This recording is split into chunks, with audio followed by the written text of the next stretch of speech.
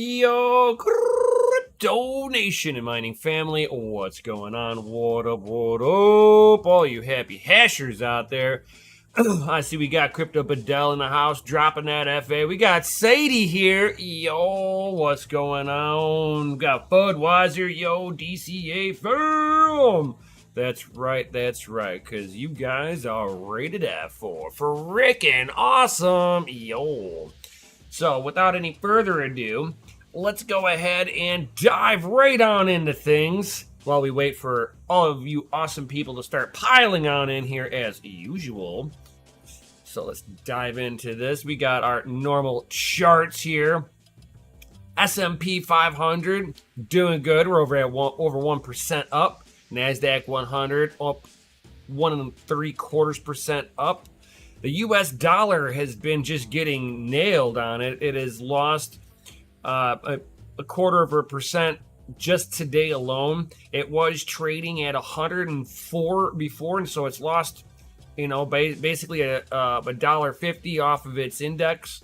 That is not a fabulous sign to see that dollar strength weakening. Assets get more expensive. That's how it works. Dow Jones Industrial Average having an all right day, almost at 0.75% up, but that's a big fund. Takes a lot of movement in order to really make that fund actually have a really positive day.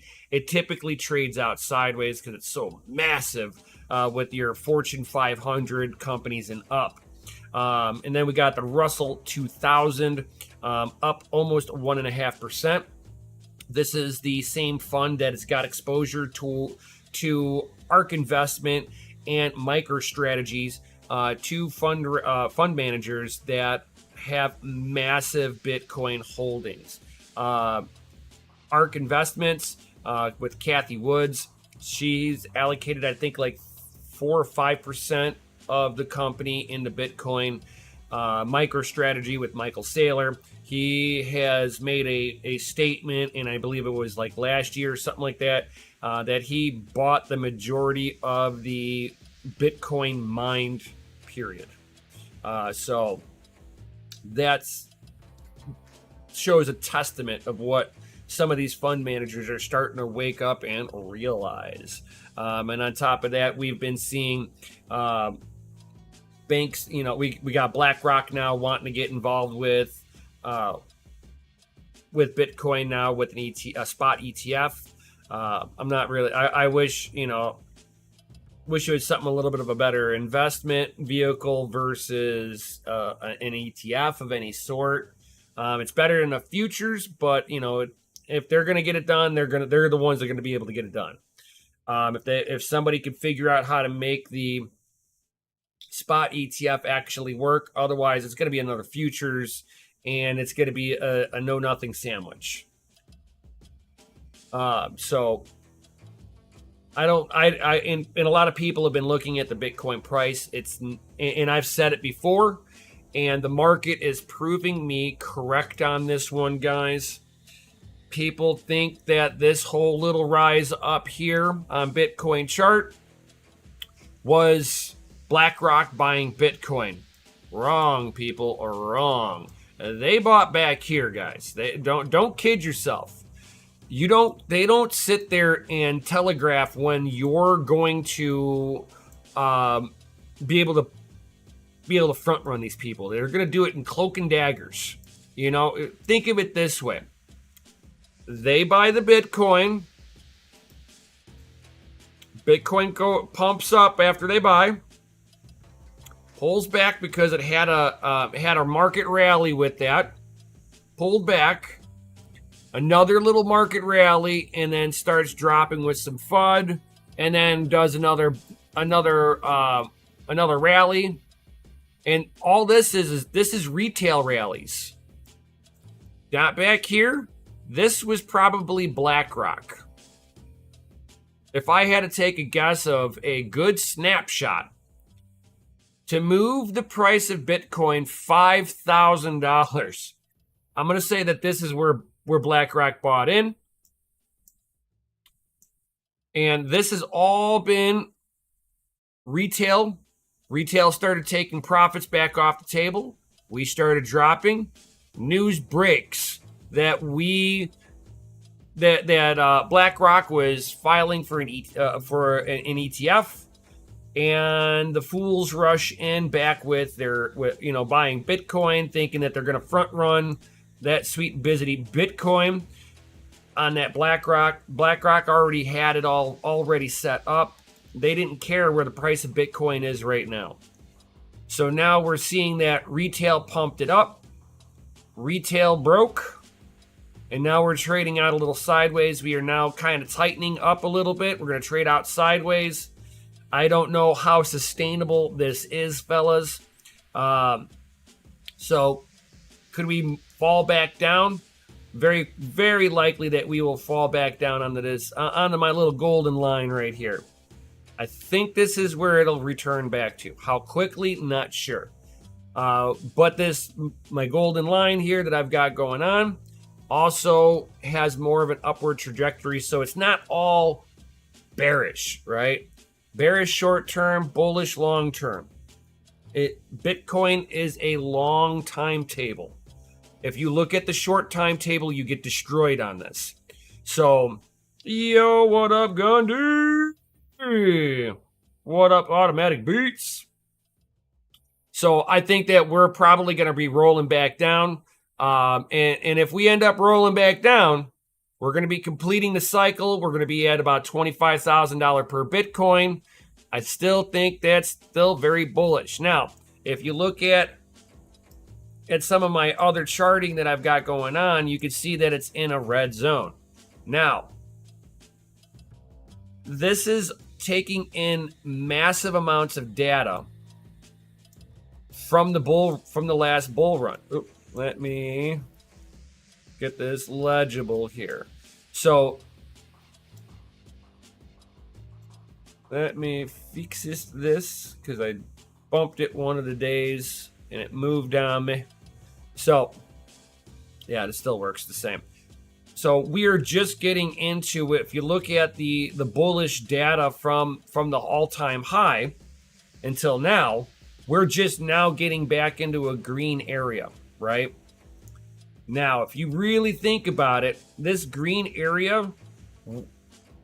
Okay, let me rewind this. So my red line that's up on here is the median value of Bitcoin. It is if I were to take an average, this is where it should average out to. Now, the green would be the upper side of that channel, and then you take that same distance from at the top of the green, going down below my red line here, and that's the bottom of the channel. Whenever you look at there's some charts that are out there that shows the Bitcoin pathway through all of the halvenings and everything like that. That my red line represents the median value of Bitcoin through that channel. That's all it does. It's not saying that it has to be that price. It could be higher. It could be lower. It doesn't matter.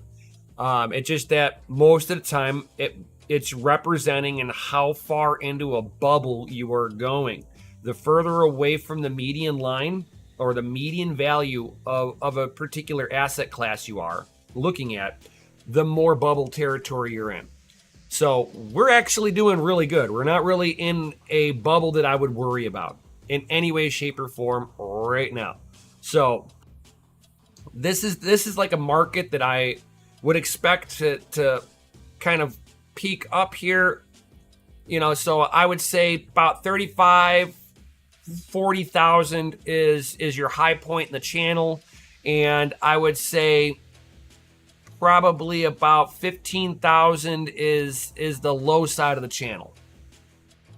So just kind of look at it from those points of view. We're in a buy hardware phase. Yes, sir. Cheeseburger. You are correct on that one. 100% correct. Now that we got some people up in here, we got all you awesome people chit-chatting, let's go ahead and dive right on into some hardware. Let's stop looking at these boring-ass charts, right? I am just going to do it like this. Move aside. RTX 40 series. Ada Lovelace next is in the house. So we've got some little bit of leaks coming up here with the cryptic code name Ada Lovelace. Next is how NVIDIA describes its new upcoming architecture. A bit of surprising news that it will not be released until next year, but rather not, or not, won't be released next year, but potentially a year later. It depends on how fast AMD swings back at the RTX 40 series. If they do a knockout blow on their next generation, you damn well better believe that the RTX 50 series will be coming out. And I don't know if you'll ever be able to do a small form factor PC again. When 5090, right? See, I told you, why waste your time on a 4090? I'm just saying. To me, it wasn't enough of a generational leap over my 3080 Ti that I've already got. So maybe the RTX 5090 will be up there. Well, actually, I'm more of an 80 class person, so if I do anything, it'll more than likely be like a 5080 Ti. To me, that's where the value proposition is. A 4090 is your Titan class. That I don't care that they relabeled the 90 class as a gaming GPU. The Titans could game too. They would get a lot hotter. They would consume more power, and you're not really getting enough gains, in my opinion, to be gaming on there. I mean, if you already had that Titan class because you have a workload that needs to be done, like your rendering and stuff like that, you're doing GPU focused stuff that's going to earn you money. I mean, mining can do it too, but not right now. I'm not going to sit there and drop out thousands of dollars, forget that. So the 120 AC plug GPU meme may be real this time. Yeah, exactly. It's like you get a power supply just for your GPU because your onboard power supply can't handle it. That would be insane. Or you need to have 220 or 240 is now the new minimum.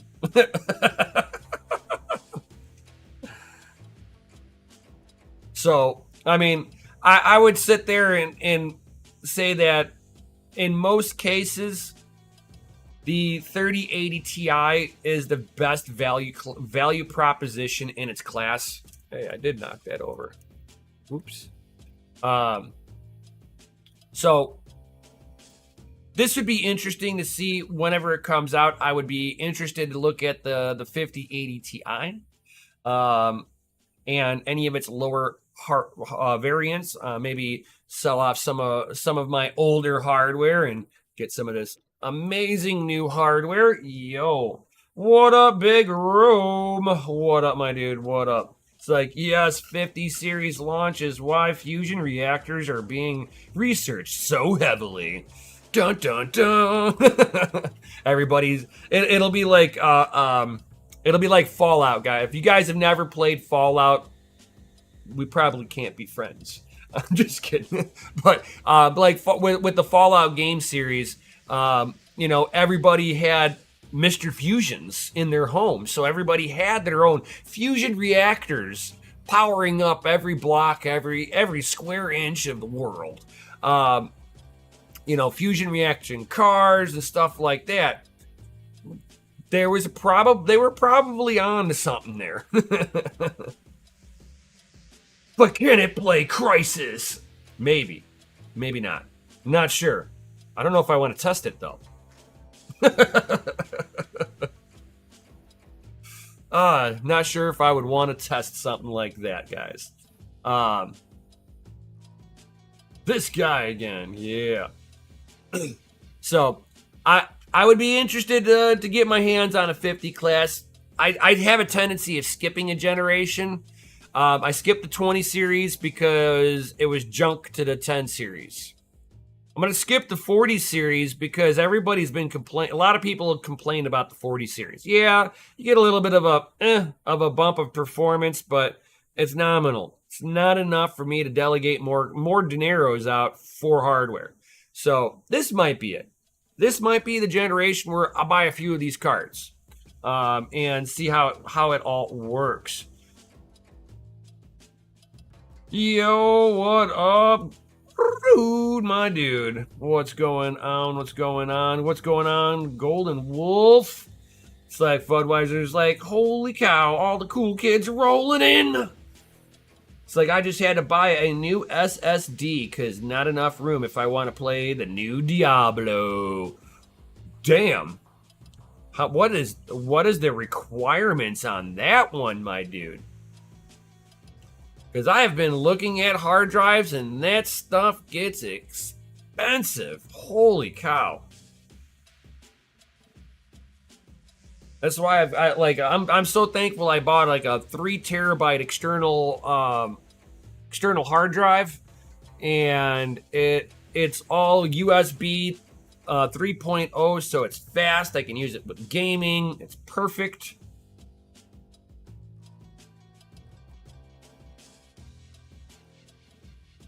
Oh, you need terabytes. You need terabytes.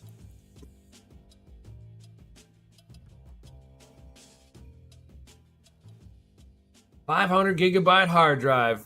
Time to get a 1 terabyte. Love to. It's like I swear, like everything I got is either 1 terabyte or more.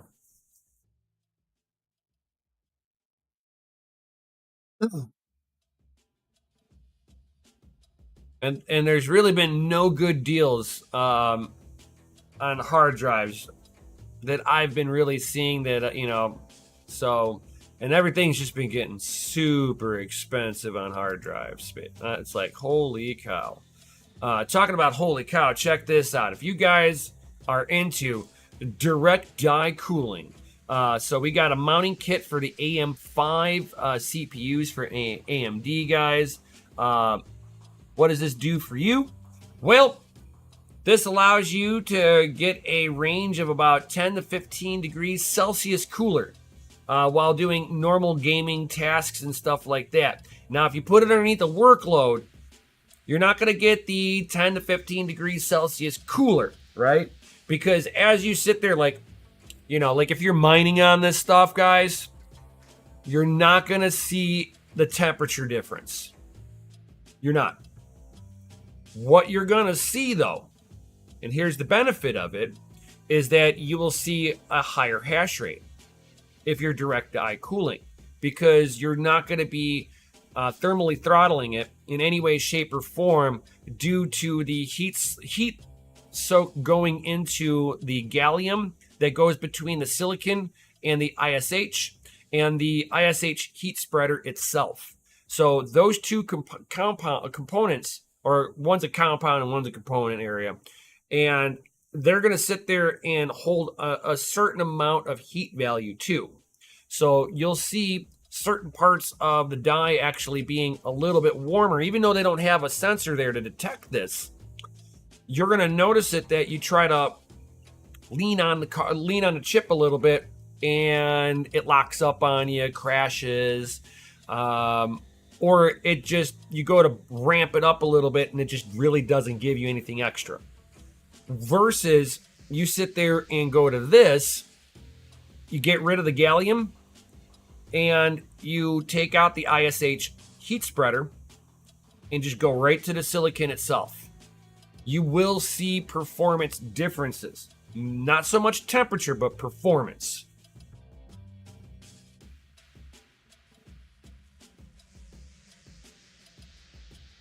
Yeah. Goes on the outside of the CPU plate to hold it down. Yeah, it holds it down. It totally works. So DeBauer, who that's Thermal Grizzly. So we got DeBauer and Gamers Nexus. They have both tested out with the hold down clamps that has been produced, and they do notice a better contact with the board itself. So you will see a benefit from doing that because the AMD solution and especially the AMD solution for the stock one, it'll press down onto the chipset, but it won't. The chipset's got a little bit of a bow to it. It's significant, and you probably want to get the clamp down on there.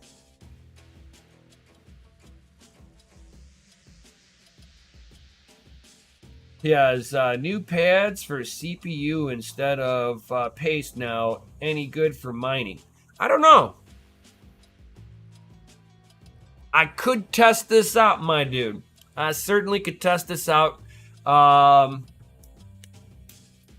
will look for. I will grab his pads if they are available, and I've got some 5950Xs to just test them out on. Yeah, 5950Xs. We'll see how good they are. Do a heads up comparison. They're not the same motherboards, but I have two 5950Xs to do heads up competitions with.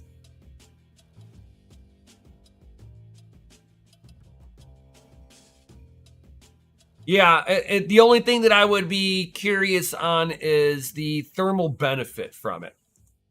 So we'll have to see what the thermal benefit would be. Now, not sure if that would be good with this solution though. I probably would be still doing some thermal paste on there, or if I wanted to get down and dirty and actually do liquid metal, well, I'm going to sit there and take nail polish, clear nail polish, and coat all the little components that are around the silicon dies. And then you can apply your liquid metal to it and get a better contact patch. I always, like, a lot of times I tend to use like Arctic Silver, especially when I don't need to worry about conductivity. But mask the board. Yep.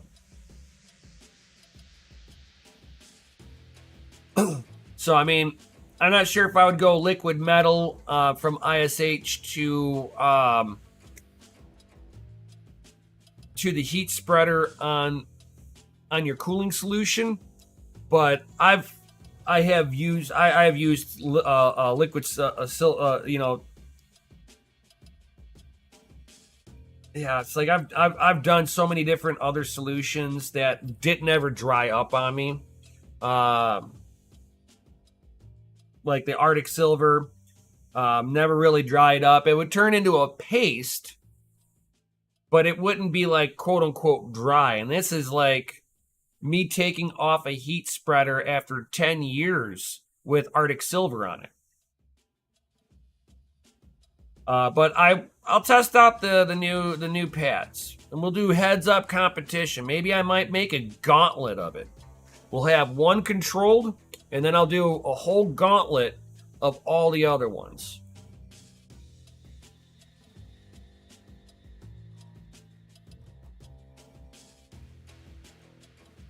Scared to etch with the liquid metal. Yeah, I feel you on that one. I feel you.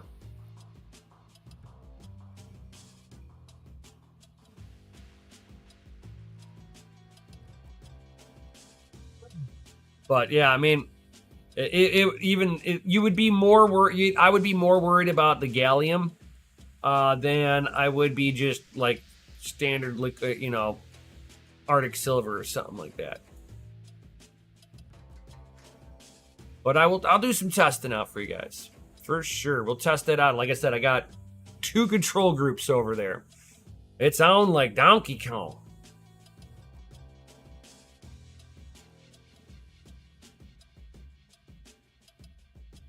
And then here's a little blast from the past. This one always kind of like, I giggled when I saw this. You guys probably, like, some of you guys might have been really young for this one. But the Radeon HD 4870 and 4850. were released 15 years ago, guys. June 2008, guys. Dang. That's almost like as old as, like, what is it? I had like a GTX. What was it? It was like a 240 or 250 or something like that. So it's like I had a old ass. It was like a low profile, but man, this just brings me back to when like the weird solutions the manufacturers would come up with for this. So they've got this copper plate at the end here with like little nodules that are sticking up so that the case fan that might be in the tower that you have this in will blow across this too. And then over here you have your VGA core underneath the cooler, and you get a blower style fan blowing towards the back of the case. And then this was like the big bad boy where it was just a straight blower. And look, cable connections at the end of the card facing the right way so that you can do good cable management. But you get your mustard and ketchup wiring for your fan header on this. But I love this, man. You wanted to do an all red themed out case. Even AMD was cool about this.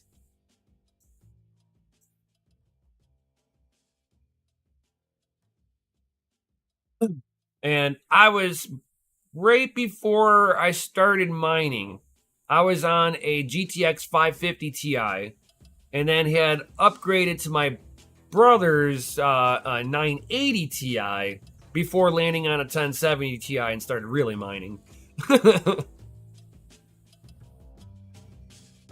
So I mean, these cards are not like, they're more nostalgic than anything else. You can't mine anything on there.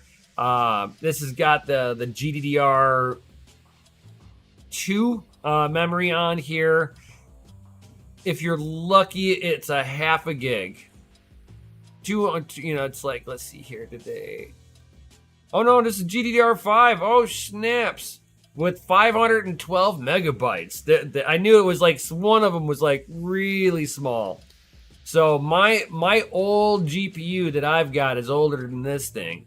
Where I've got, it was GDDR3 memory, and it was like probably about 512 megabytes also. Or maybe 1 gigabyte, maybe.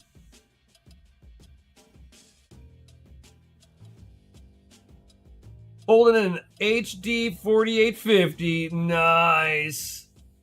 So cool. I guess we're hoarders. Man, you are not the only hoarder.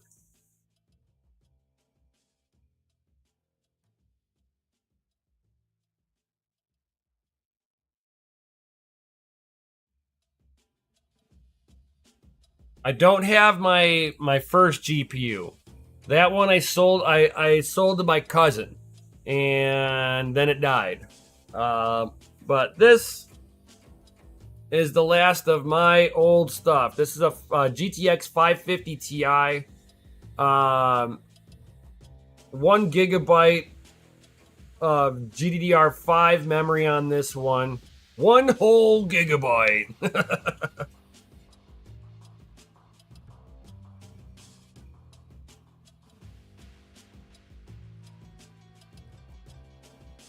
And it played Crysis with all the settings turned down.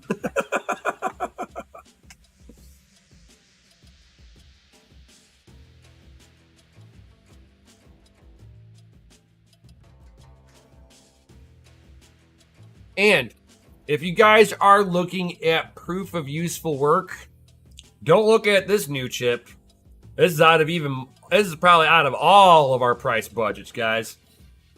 The new Granite Rapids CPU, Intel's next gen server CPU, smiles for the camera. Bum, bum, bum. This thing is going to be like $6,000 and up just for the chip, guys. You're probably looking at the full solution for this you're probably like 30. No, I would, if I had to take a guess of where this thing would sit at to be right for proof of useful work, this is probably a $50,000 setup. So, like I said, don't look at this one for proof of useful work, but what it's going to do is with this one coming out, it's going to push stuff that has already been out into the cheaper tiers, guys. So if you guys are wanting to do proof of useful work, some of the higher end stuff's going to slide down in pricing. It may push it into your price budget now. So just kind of keep an eye out for this stuff whenever you're trying to, especially if you're wanting to participate in proof of useful work. Stuff like this is kind of exciting because it puts hardware that's been, maybe $2,000-$3,000 out of my budget back into my budget. And this thing is gonna be massive, guys. This is a monstrous die set. This thing is gonna be the size of my palm. And it's like you're talking 4.5 inches easy on this ISH. You can see other chipsets that they have, and it fits within inside of the die. You can see how massive the new die set's gonna be. Just absolutely massive. This thing, yeah, exactly, John Germain. This is gonna be stupid expensive. But like I said, it's gonna push stuff that's been out of our price range into our price range so that we can utilize a good solution for proof of useful work. So there is a method to my madness of why I actually look at this stuff. Not so much because, I want to play with this. Oh, hell no. Can I mine on it? That's what I care about. Can it mine? And with the amount of data throughputs this new chip's going to have, you're going to be seeing a lot more people kind of abandoning some of this stuff and selling off some of their gear to try to get these. So don't be buying it in the first wave of servers coming out either. Don't be that guy. This is kind of like a little protection for you guys, knowing that first we're going to start seeing newer servers going up for sale at a higher price. As more people start swapping over into the newer solutions, we're going to see some more of these server blades going up for sale. You want to wait until you have that point of saturation where you watch something bump down a product stack pricing level. And then you're going to be like, oh, that good one over there is now in my price range. Pretty much the way I'm looking at it. If I can scoop up a decent server for $2,000 and it's got all the data throughput that I need to hook up GPUs to in order to participate into the proof of useful work properly, well, then we're talking about, but until that happens, even I can't afford it, because like the ones that I've been eyeballing a little bit are about $5,000 to $6,000. I would like to see those ones get the $2,000 marker, and then I'll scoop those up.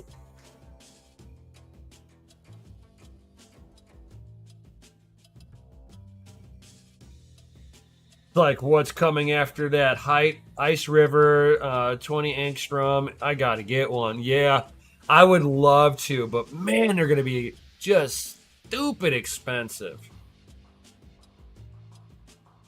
Unfortunately. And Battlefield, or I say not Battlefield, Starfield is set up for launch, partnered up with AMD for the adventure. So Bethesda has teamed up with AMD to work with their drivers and optimize the game for them, versus all these other games that are just highly optimized for NVIDIA. Even though NVIDIA goes around and says, hey, we don't pay people to do that. They just use our equipment and they make it optimized on our stuff automatically. Versus, and it's like NVIDIA used to do that stuff. They would pay people to make them exclusive. And now AMD is just kind of utilizing some old tactics and doing some of the same things. I don't think it's shady at all. If they want to sit there and have a game that gives AMD a better utilization, I'm all for it. You could put, AMD against NVIDIA, and for some reason, NVIDIA is always going to sit there and squeak out better frame rate. Why? Because the game is optimized on those drivers. Why? Because most people game on NVIDIA. Let's be real about it. So if we can get a bunch of, enough titles that, yes, NVIDIA will work on there, but AMD has the advantage finally because AMD's who's being optimized for. I mean, we've seen this between Intel and AMD before with the CPUs, where certain things are being optimized for Intel. So AMD's been kind of catching the short end of the stick, and good for them that they're teaming up with Bethesda, and getting some games cranked out for the AMD lineup. This way, AMD can sit there and put its best foot forward also. Oh, by the way, the new Windows Ironfish wallet is up and working. Moved mine from the Oreo wallet. Nice.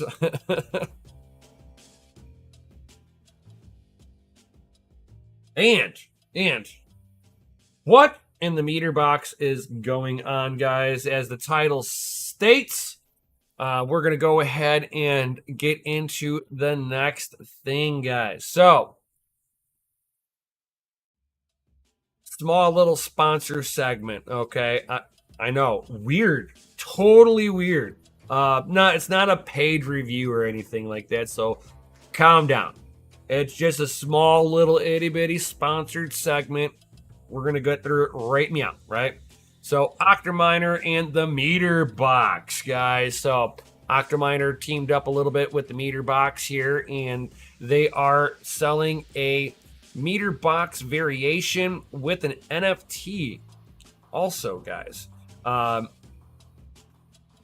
we've seen them featured on Red Panda already. So our man Panda over there has already done this. And a few others. Few others. So we're gonna go ahead and get into this, guys. And I will be doing a video also showing how to build one of these. Why?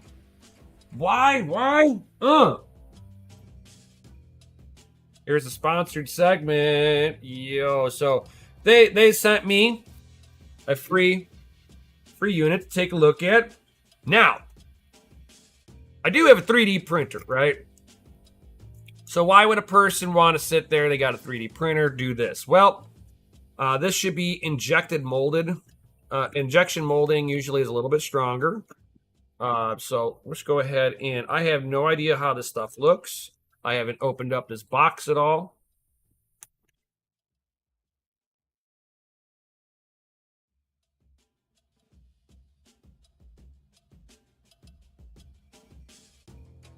Go ahead and take a look at the box.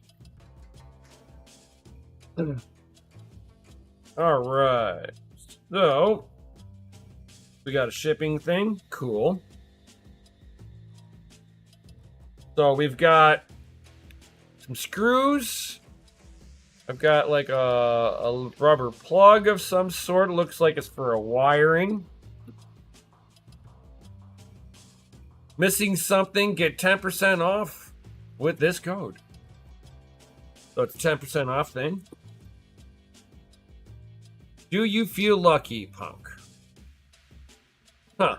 Not sure what this is. Oh, we got a Meter Box sticker. Yo, I like stickers. And, yo, got another sticker. What's this here? Huh. It's a Meter Box keychain. Oh, that's too cute. Too cute. And let's get this thing up and out of here.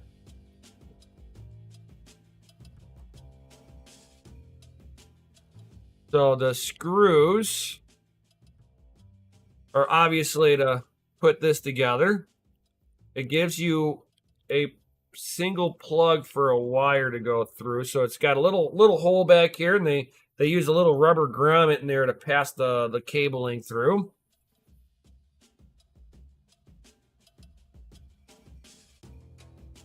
But they only gave they send two. Okay, that's funny. Okay, I got to see if this is 2 or 1. It looks like 1. It looks like they gave you enough screws for everything.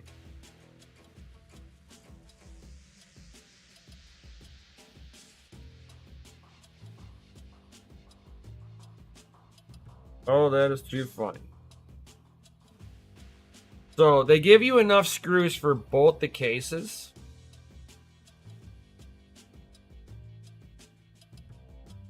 Right? Hold on here. 1, 2, 3, 4. Yeah, so they give you enough screws for both cases and mounting hardware for the plug, but they only give you 1 grommet. Oh, that's too funny. So, meter box. If you guys are ever watching this, that is one thing that you need to make sure that it looks like like I said, it looks like you got enough screws in the hardware, but you're missing one of the grommets.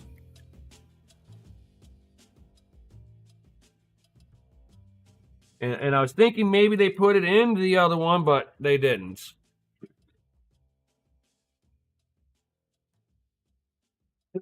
So, Cammy, you are being really annoying right now. No kitty kitty. All right, so let me put this out of my way real quick here. Okay. So, what I like about this so far is they've got mounting spots to be able to mount this into the wall, into a stud or on the wall. They've got good branding on there. I like that. The branding is nice. It says the meter box on there, and it says it right where the wire would come in. It says the meter box on there. Another thing that I like about it is because it's injected molded. Now, I happen to already have it, so I don't have to go out and buy one. So this is the meter that you're going to want to use. This works with 120 or 240. And Cammy, knock it off. Not right now. So one of the things I like about it is when you slip this in, let me see here. Yeah. Perfect. I was just making sure that it was going to fit. So there's a little recess in the notch here. Now, this is something that you can get. It's a better with injection molding. Knock it off right now, cat. Stop. But it's got a little indentation in here because the sides of this has like a little clip right here that will catch up onto here and allow it to lock in better. I like that so far. I do like that. The box is pretty deep, so if you got thick cabling and stuff going on in here, you have all the room to be able to fiddle with everything. So this is not a game, Cammy. You are getting really annoying with this. So here's what I've 3D printed in the past. Okay, this is regular PLA, and this is PETG. So PETG has a high temperature threshold. I've still got my singular little hole there. I've got my, Cammy, knock it off. I don't know why you're being so needy right this second when I'm live streaming. You've never done this before. But Dad, you don't have all the cool stuff on your desk like this usually. Touche. So I've still got my opening for the plug. I got the mounting holes here. Everything that I need so far. And you are going to stand up and I'm going to put you down. And with mine too, I got the little indent for the tabs to be able to catch on the front face. So both of these variations both have it. Now I've seen them before where they didn't have any of the provisions for the locks on here to grab onto. I'm not a fan of those styles of front faces. I like this style of front face way better.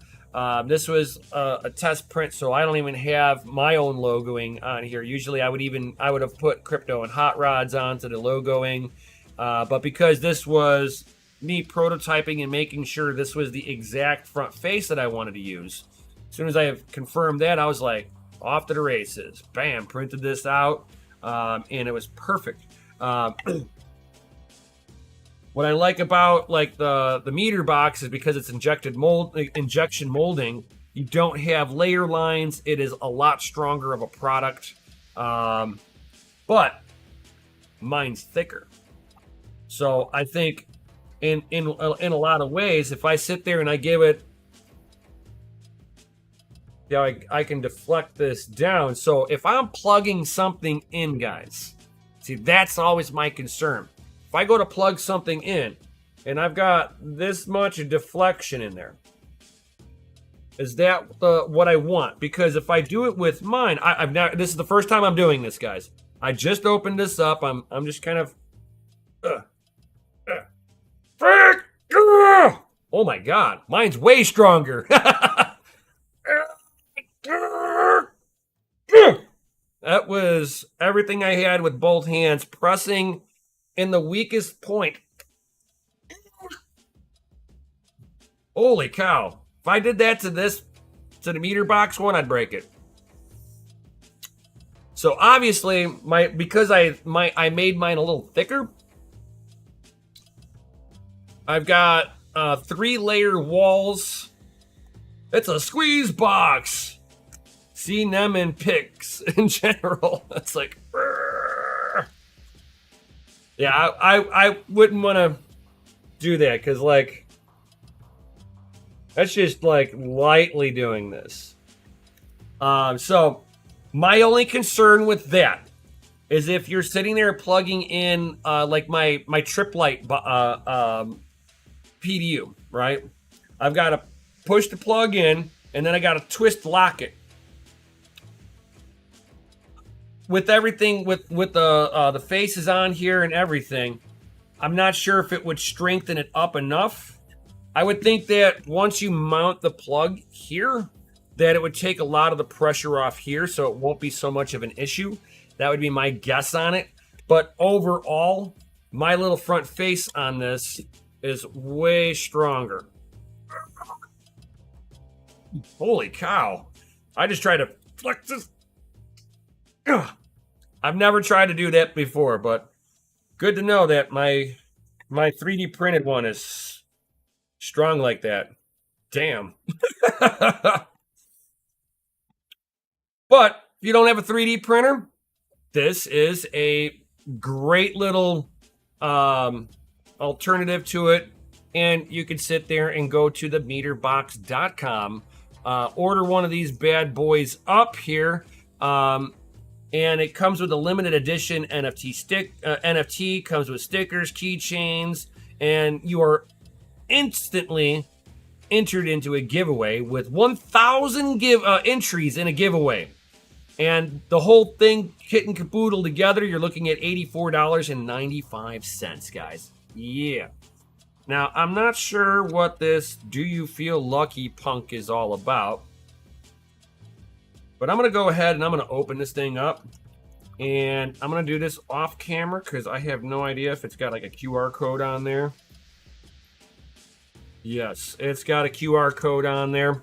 So I'm not going to sit there and... yeah. We're not going to show that. I'm sure that's the NFT.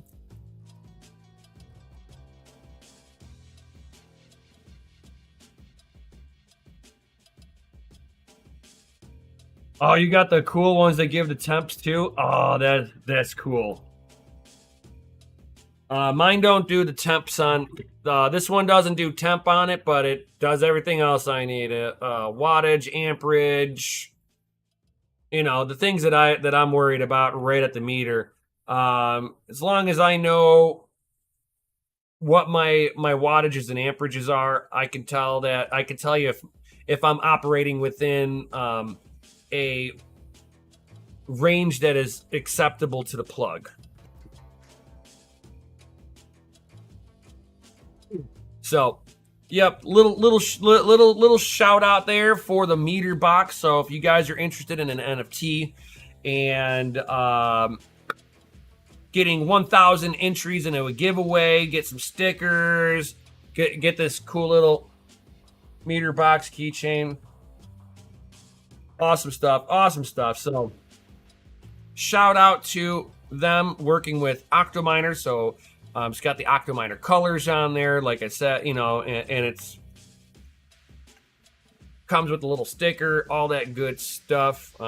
See if there was anything else that I needed to talk about with that one. Hold on here.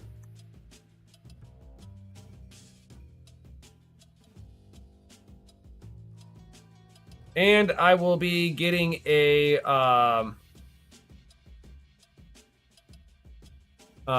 affiliate link here. I forgot to set up my affiliate link on this. Dang it. Been doing so much other stuff, man. I've been in my garage working on my Chevelle. I'm thinking about doing a live stream from the garage tomorrow while I'm working on my Chevelle. So we might do a little hot rod session in the morning if you guys are down on that.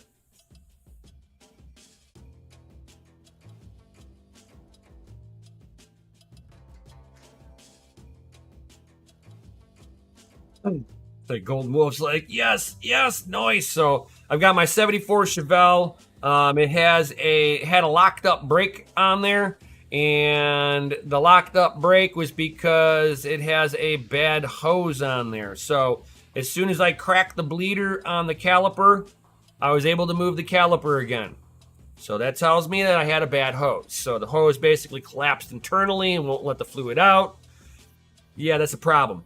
So now I've got that resolved, and it's not resolved yet. So, but I've got the part ordered up, and it'll be coming in tomorrow. So I will be running out and grabbing my. And at the same time, I'm gonna repack my bearings. So if you guys are interested in that, that's what I'll be doing tomorrow morning. Chevelle live stream for the win! Yeah. I knew that would strike your fancy, Sadie. I knew that would fancy your just tickle you pink. So we will definitely be doing some of that stuff for tomorrow. And then we'll see about I've got to get a new battery for my one of my bikes so that I can start fiddling with that. But tomorrow it'll be Chevelle time. So we'll go around, show off the Chevelle and all that good stuff. Yeah, I'll do a complete walk around with the on the Chevelle and show off the garage since I've got it all reset up with the racking material from the facility. I've got it all in the garage right now, set up. It has made my garage look like a freaking garage for once. Oh my God, I love it. I lost my little table, but that's fine. I'm okay with losing my little table in there for amazing space now in between the cars. Because, oh my God. So it depends on when my parts come in. Depends on when I'm going to set the live stream up for tomorrow. Okay, guys? So I will go live in the garage and all that good stuff. Put a voltmeter in your vehicle if you run subs. Yes, always. I have always done that. Had some kind of way to be able to look at voltages while I was running my subs in previous cars. None in the Chevelle. I'm not going to rattle that one to pieces. But yeah, I mean, like, whenever I've had them in my other cars, oh yeah, gauges on gauges. You know, had gauges in the trunk, gauges in my driver's seat, and I was able to sit there and just keep an eye on all my voltages. That was like, well, especially with me, I was running 10,000 watt subs.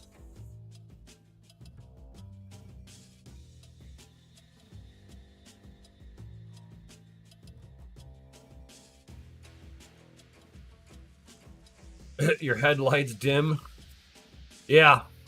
Usually that's because you need to isolate your system. And if you're unable to isolate your system because you don't want to notch your hood to fit a second alternator in there with more batteries and isolate the system, then you need to sit there and step it up with cap cells. They're capacitors, like a 400 amp cap cell is the equivalent of, like, oh god, I used to know the math right off the top of my head. It's been so many years, but a 400 amp cap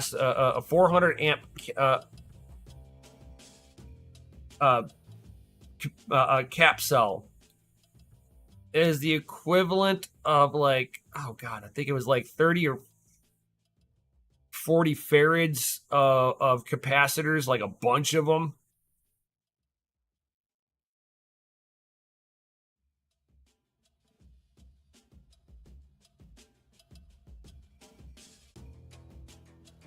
But I used to do competition subwoofers, so yeah. And I've still got my last set. My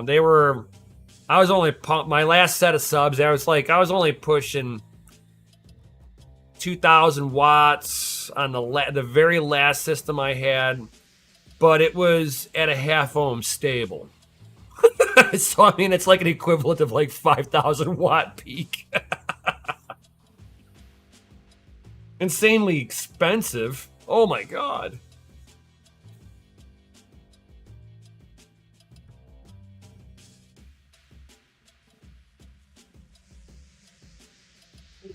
So, does anybody else have any other awesome comments or questions before I roll up out of here? Be definitely be looking at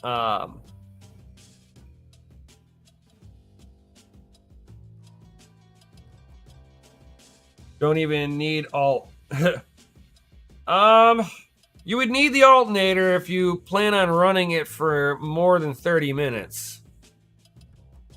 I mean, considering that my amplifier would sit there and pull right around 250 amps at 12 volts. So batteries don't last very long. I don't care what kind of batteries you got.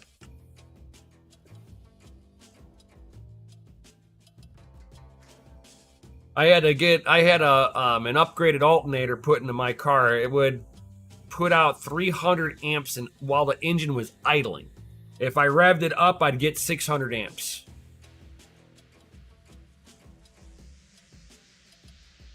But yeah, it's like I'm like I said, I used to set stuff up for competition.